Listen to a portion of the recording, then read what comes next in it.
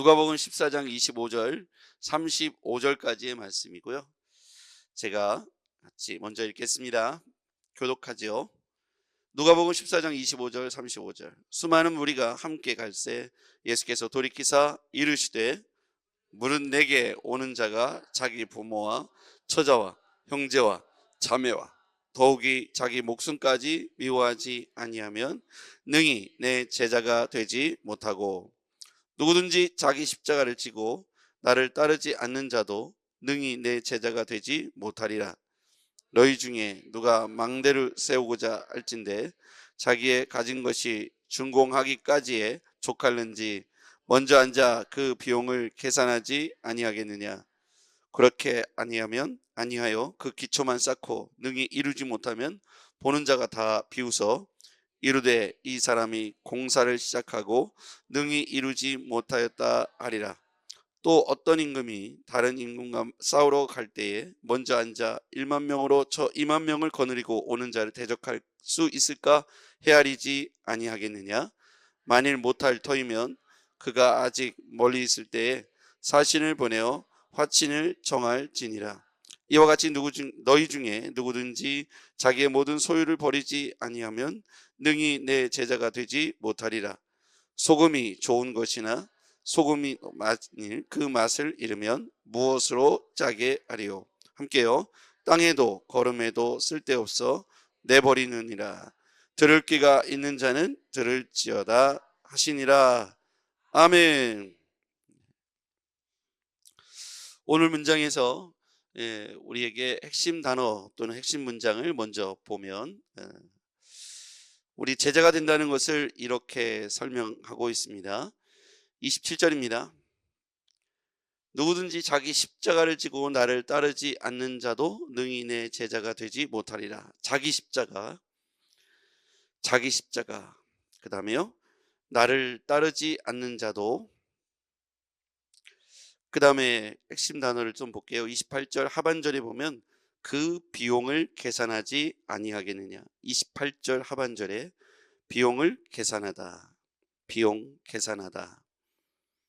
그 다음에 이제 핵심 단어를 먼저 보는 겁니다. 31절 하반절에 보면 헤아리지 아니하겠느냐. 헤아리지 아니하겠느냐. 그 다음에 33절 핵심 구절입니다. 제가 생각할 때 핵심 구절입니다. 이와 같이 너희 중에 누구든지 자기의 모든 소유를 버리지 아니하면 능히 내 제자가 되지 못하리라. 자기 모든 소유를 버리지 아니하면 능히 내 제자가 되지 못하리라. 거기에 밑줄 그으시고요. 자기 모든 소유를 버리지 아니하면 능히 내 제자가 되지 못하리라. 이 핵심 단어라고 생각하는 것들, 핵심 문장을 연결해 보면 이렇습니다. 자기 십자가를 지고 나를 따르지 않는 자는 능히 내 제자가 되지 못할 것이다. 그 비용을 계산하고 헤아리지 아니하면 능히 내 제자가 되지 못할 것이다. 자기의 모든 소유를 버리지 아니하면 능히 내 제자가 되지 못할 것이다.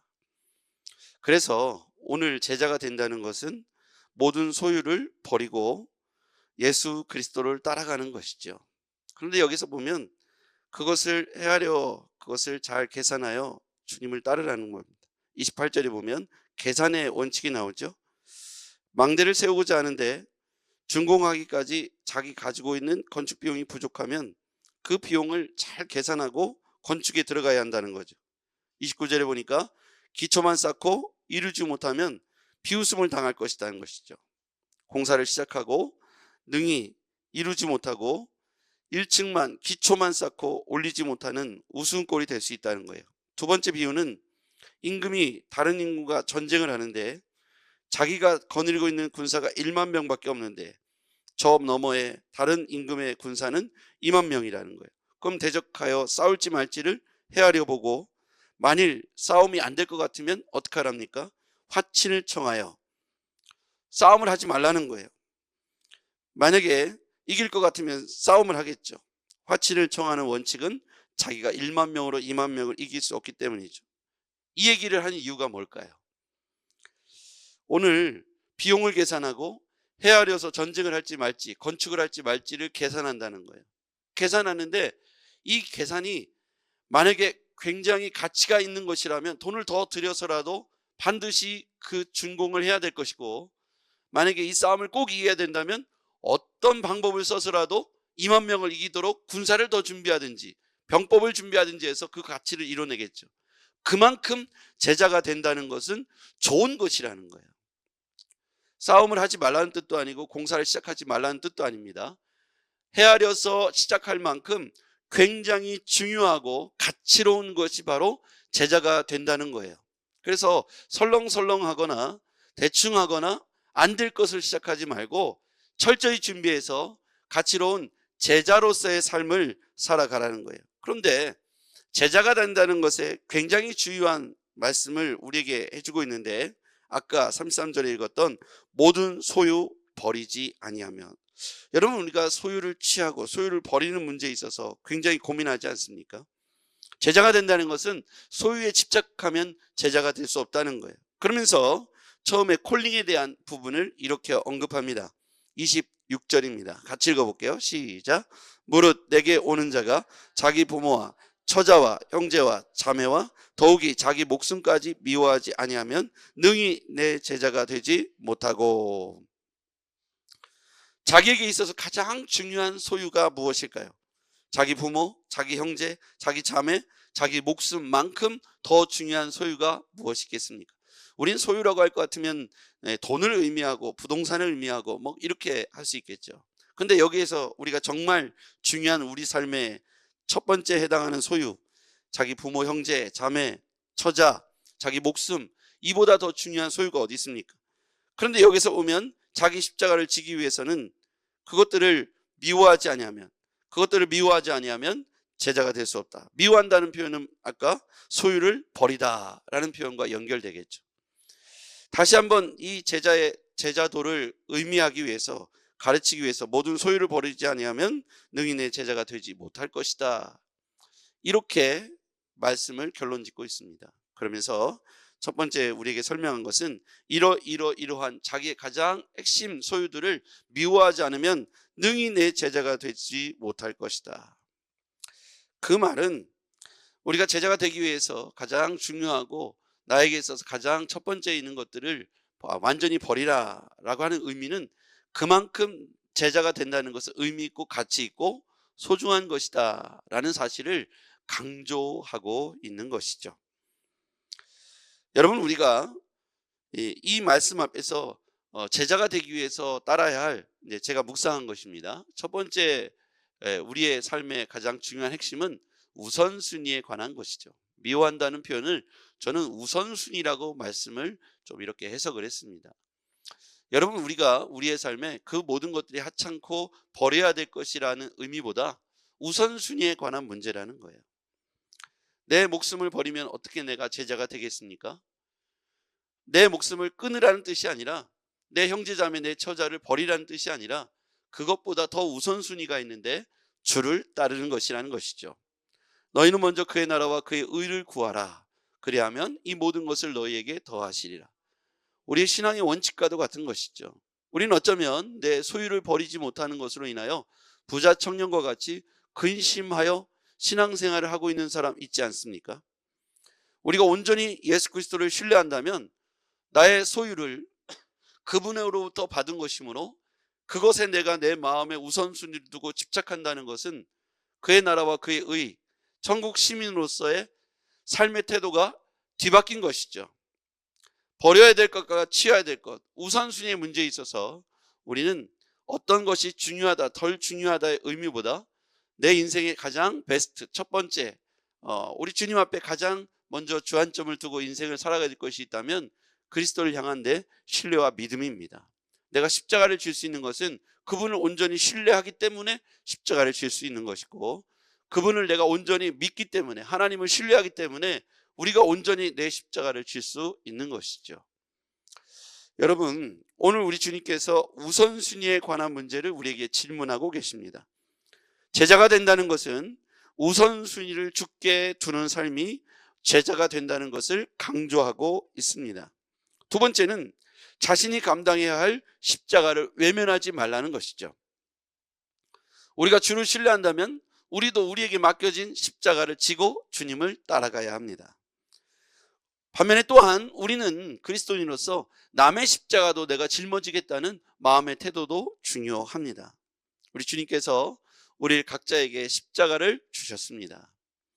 그런데 저는 최근에 우리가 이렇게 말씀을 나누고 묵상하면서 현대 시대를 살아가는 우리에게 목숨을 뒤바꿀 만한 십자가가 무엇일까?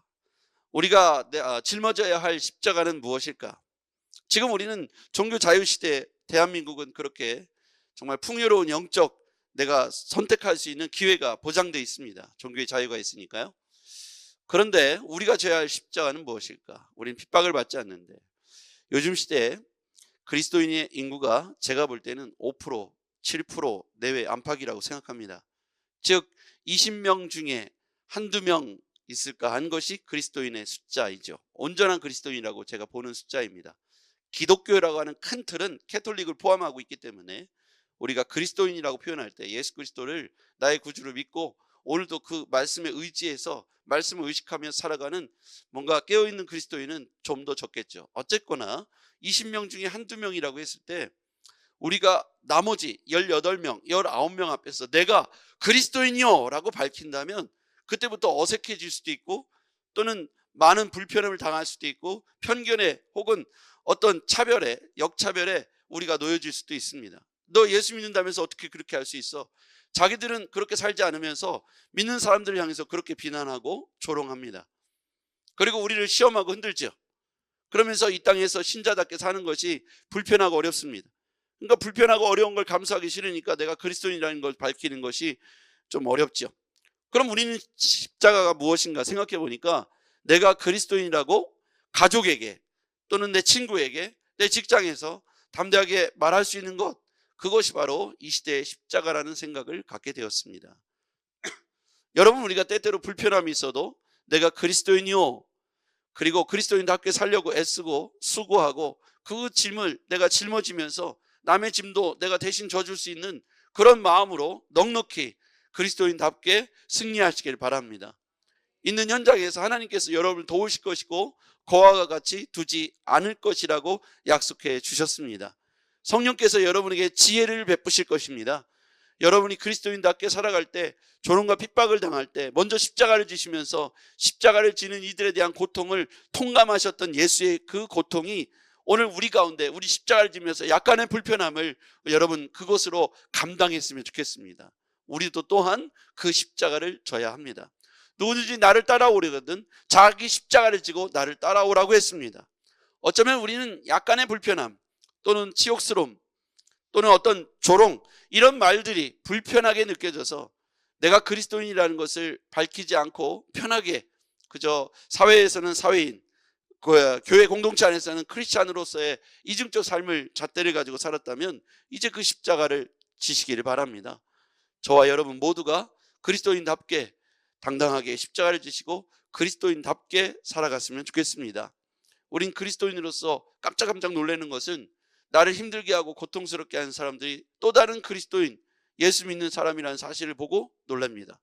저는 군대에 있을 때 누가 이렇게 많이 사람들에게 욕을 먹고 괴롭히고 그런 분이 있었어요. 근데 부대 내에 교회가 없었어요. 저는 저대로 따로 신앙생활을 하고 있었어요. 그런데 제가 병장 때 교회를 건축해서 부대가 이전하면서 제 입구 앞에다가 정말 아름답게 예배당을 건축했어요. 뭐 제가 한 건 아니죠. 나라에서 국가에서 부대 입구에다 멋지게 해줬어요. 입당하는 날이 되었어요. 부대 내에 있는 그리스도인들이 이제 모여서 함께 예배드리게 되었습니다. 모였는데요. 제가 신학생이고 전도사고 제가 군종병이라고 이렇게 마크를 파고 다녔잖아요. 그러니까 제가 누군지는 사람들이 다 알아요. 그런데 저는 그날 그 자리에서 서로 집사님이라고 부른 분들을 보고 경악을 금치 못했어요. 바로 그 욕먹었던 그 많은 분들이 거기에 계셨습니다. 제가 얼마나 부끄러운지 모릅니다. 그분들이 저에게 와서 툭툭 잘해줬던 이유를 그제서야 깨달았어요. 그래도 양심은 있어서 나한테는 잘해줬구나. 근데 부대 내에서 좋은 평판을 받지 못하고 소위 많은 사람들에게 고춧가루 역할을 감당하고 있었던 분들이 그 집사님들이었어요.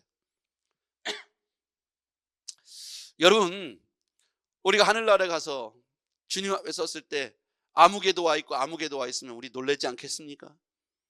적어도 우리가 서로에게 부끄럽지 않은 신자가 되었으면 좋겠고, 내 십자가를 지고 부끄럽지 않게 오늘 살아갔으면 좋겠습니다. 여러분이 혹시라도 누군가에게 정말 좋지 않은 모습으로 그리스도인의 향기를 드러내지 못했다면 오늘부터 여러분이 선을 베푸시고 예수님의 십자가를 지면서 내가 그리스도인이 하면서 그들에게 나눠줄 건 나눠주시고, 그들에게 참된 예수 그리스도의 본으로서 내가 사랑을 나눠주는 섬김의 도를 실천하시기를 바랍니다. 그 일에 목사, 선교사만 그렇게 하는 게 아니라 우리 모두가 그렇게 해야 합니다. 20분의 1, 20분의 2에 해당하는 우리가 세상을 바꿀 수 있느냐? 가능합니다. 예수님은 12제자를 가지고 세계복음화를 외치셨습니다. 말도 안 되는 소리죠. 어떻게 12명으로 세계가를 복음화시킵니까? 그런데 놀랍게도 2000년이 지난 세계 곳곳에 12제자가 또 다른 12제자를 낳고 12제자가 또 다른 12제자를 낳아 제자 잡는 사역이 온 세상에 뻗쳐나가고 있습니다. 여전히 지금도 공산권에도, 저 오지에도, 저 북극에도, 남극에도 예수 그리스도의 선한 복음이 확장되고 있습니다. 그 일에 여러분 우리가 쓰임받았으면 좋겠습니다. 신자답게 사십시오. 기도하겠습니다. 전능하신 아버지 하나님, 오늘 제자가 된다는 것은 삶의 우선순위를 주께 두고 자기 십자가를 감당해야 할 십자가를 외면하지 않고 십자가를 지고 주를 따라가는 것이라고 묵상했습니다. 하나님, 우리가 이 십자가를 외면하지 않게 하시고 그리스도인답게 우리의 삶에 도전을 하게 하시며 각자의 십자가를 외면하지 않도록 도와주시옵소서. 불편하다고 또는 그 시선들이 따갑다고 스스로 외면하지 않게 하시고 신자됨을 고백하며 그들 가운데 예수 그리스도와 같이 20분의 1이 20분의 2가 세상을 바꿀 수 있는 능력을 우리가 살아내게 하옵소서. 예수님의 이름으로 기도하옵나이다. 아멘.